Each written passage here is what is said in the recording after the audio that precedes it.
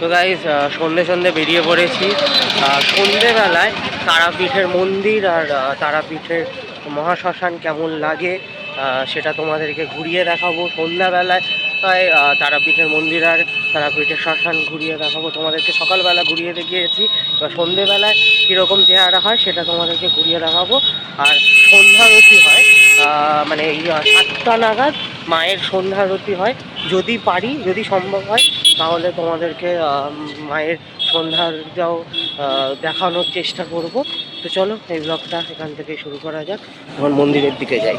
তো গাইস এই তারামা সরণি দিয়ে আমাদেরকে যেতে হবে তারাপীঠ মন্দিরের দিকে। তো চলো যাওয়া যাক তারাপীঠ মন্দিরের দিকে। এই যে তারামা সরণি ধরে যেতে হবে। এখানে প্রচুর পুজোর ডালার দোকান রয়েছে, তো তোমরা চাইলে এখান থেকে পুজোর ডালা কিনতে পারো। প্রচুর দোকান রয়েছে, তো আমি সব দোকান দেখতে দেখতে আস্তে আস্তে হেঁটে হেঁটে যাচ্ছি তারাপীঠ মন্দিরের দিকে। তো চলো যাওয়া যাক তারাপীঠ মন্দিরের দিকে। বেশ ভালোই লোকজন রয়েছে, এখন প্রায় 7টা বাজে। এখনও অনেকে পুজোর দেওয়ার জন্য ডালা কিনছে, তারা আমাকে দর্শন করার জন্য প্রচুর লোক যাচ্ছে।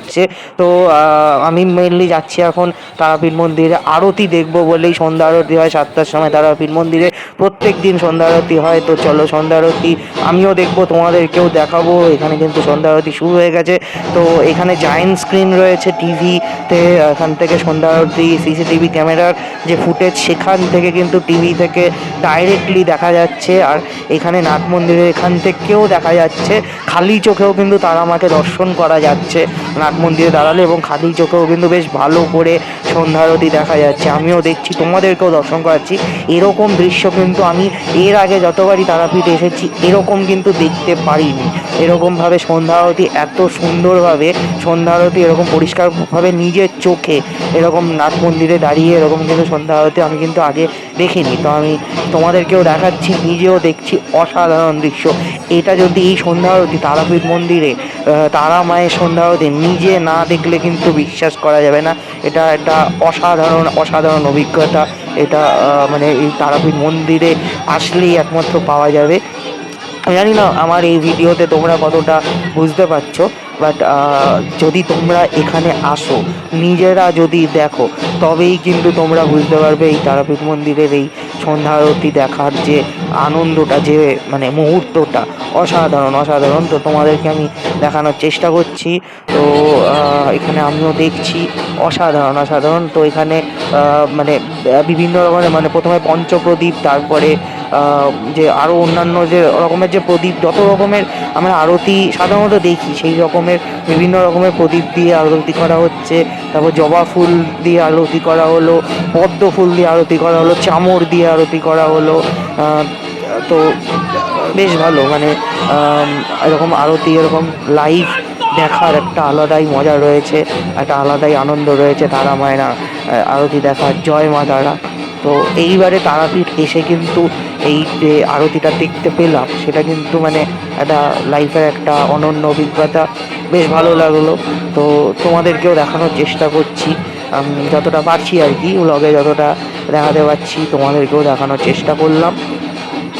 তারাপীঠের তারাপীঠ মন্দিরে তারা মায়ের আরতি, সন্ধ্যা আরতি।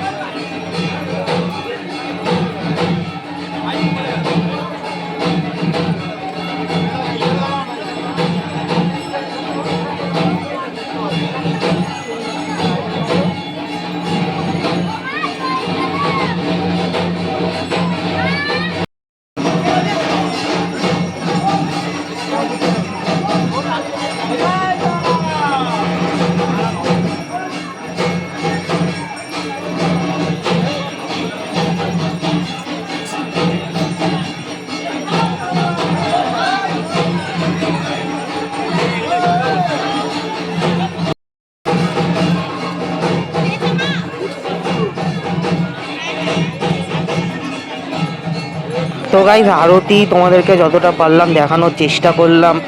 তো আমি আই থিঙ্ক এই নাট মন্দিরের এখান থেকে আমি তারা মায়ের মূর্তিটাও তোমাদেরকে দেখিয়ে দিতে পেরেছি। আর এই যে জায়েন্ট স্ক্রিনে টিভিতে আরতি দেখানো হচ্ছিল সেখান থেকেও তোমাদেরকে আরতি দেখিয়ে দিয়েছি।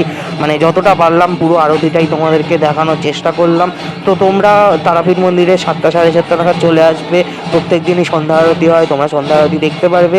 তো সন্ধেবেলায় কিন্তু তারাপীঠ মন্দির বেশ ভাল লাগে, বেশ সুন্দর লাগছে, অসাধারণ।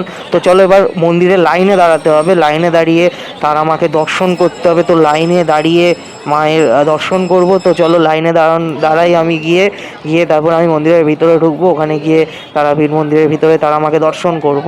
তো সেখানে যেহেতু ফোন অ্যালাউ নেই তাই জন্য আমি ফোন এখানে রেখে যাচ্ছি। তো এই আর বেশি ভ্লগ করতে পারবো না, মানে একদম আমি যে তারাপীঠের মন্দিরে তারাপীঠ মন্দির দর্শন করলাম সেটা ভ্লগ করবো না। তো গাইস মন্দির দর্শন করা হয়ে গেছে, মন্দির দর্শন করে নিয়েছি। অনেকটা লাইন ছিল, প্রায় 1 ঘন্টা 1.5 ঘন্টা, মানে প্রায় 1 ঘন্টা 15 মিনিট মতো লাইনে দাঁড়াতে হয়েছে। আর কপালেরও সিঁদুর লাগিয়ে দিয়েছে। আমি আর বাবা লাইনে দাঁড়িয়েছিলাম, লাইনে দাঁড়িয়ে খুব ভালো দর্শন করেছি, দর্শন করা হয়ে গেছে। এবার শ্মশানের দিকে যাব। তো মন্দির দর্শনের পরে চলে এসেছি তারাপীঠ মহাশ্মশানে। আগের দিন আমি সকালবেলা তারাপীঠ মহাশ্মশানে এসেছিলাম, তোমরা সেই ব্লগটা হয়তো দেখেছো। তো সকালবেলা কিন্তু এতটা ভয়ঙ্কর লাগছিল না, মানে রাত্রিবেলা যেরকম ভয়ঙ্কর লাগছে অতটা মানে মালোয়াধারীতে বেশ ভয়ঙ্করই লাগছে। আর এখানে প্রচুর লোক রয়েছে, শ্মশানে কিন্তু প্রচুর লোক রয়েছে, ঠিক আছে। সবাই মোমবাতি জ্বালাচ্ছে, কি নিজের মতো পুজো করছে। বামা ক্যাপার একটি মন্দির রয়েছে এখানে, সেখানে পুজো হচ্ছে।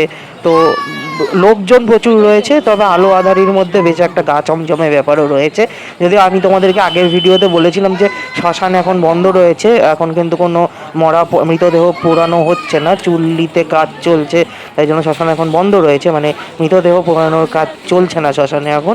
তবে বেশ ভালো লাগছে কিন্তু। আর বেশ আলো আঁধারির মধ্যে বেশ একটা গা ছমছমে ব্যাপার রয়েছে। তো যাই হোক, আমি বেশিক্ষণ ঘুরবো না শ্মশানে, কারণ আমার নিজেরই ভয় লাগছে।